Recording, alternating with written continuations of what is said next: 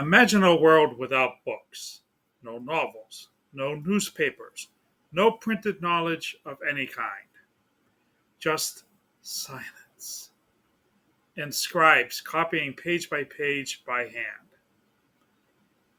In the 15th century, one man sparked a revolution that would change everything. His name was Johannes Gutenberg.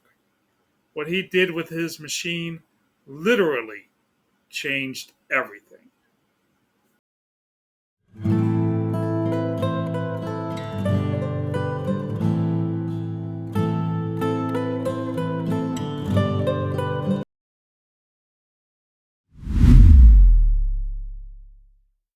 Johann Gutenberg was born around the year 1400 in Mainz, Germany, a city nestled along the Rhine River.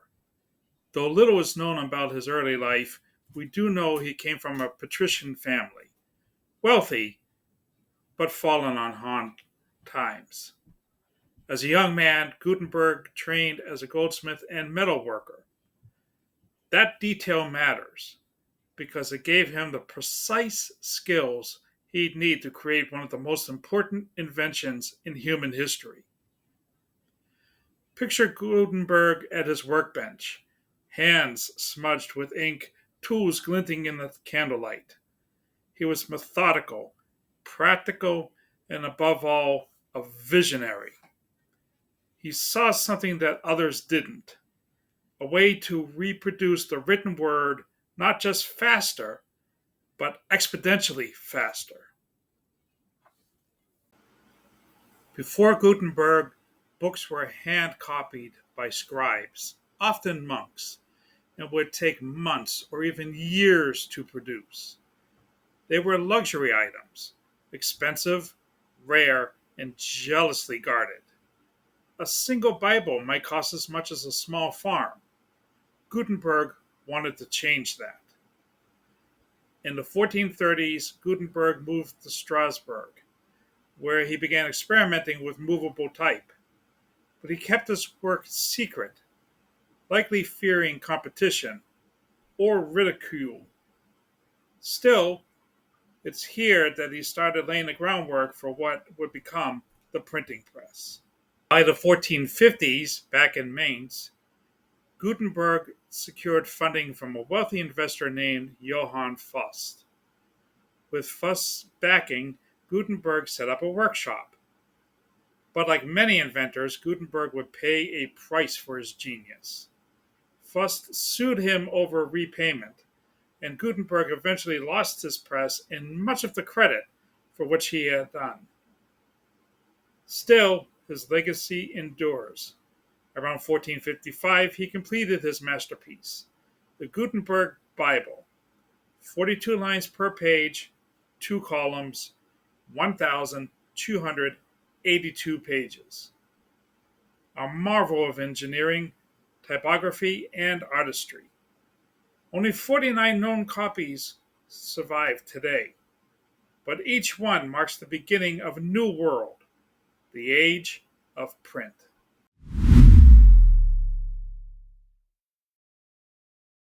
Gutenberg's great innovation wasn't just one thing, it was a fusion. He combined movable metal type, a modified wine press, oil-based ink, and a system for aligning type with precision. The result? A machine that could produce books hundreds of times faster than a scribe, and with perfect consistency. The printing press didn't just speed things up, it broke down barriers. For the first time, ideas could travel. Books became affordable. Literacy spread beyond the clergy and the elite. Knowledge was no longer locked behind monastery walls. It was unlocked for the masses. Gutenberg's invention set off a chain reaction. A fueled the Renaissance, amplified the Reformation, empowered the scientific revolution, and gave rise to the Enlightenment. Think about it. No Gutenberg, there's no Luther's 95 Theses nailed to a church door. No Galileo publishing star maps. No Shakespeare in print. Before the press, there were only about 30,000 books in all of Europe. Just 50 years after Gutenberg's invention, over 10 million books had been printed. That's not a ripple, that's a tsunami. And the technology kept improving. By the 1500s, presses had spread to every major European city. By the 1700s, newspapers were changing politics. And by the 1800s, steam powered presses were churning out novels and textbooks. And today, you can print a book from your laptop or read one on your phone.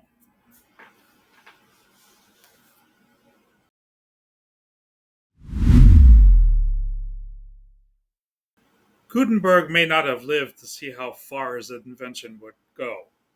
He died around 1468, largely forgotten in his final years.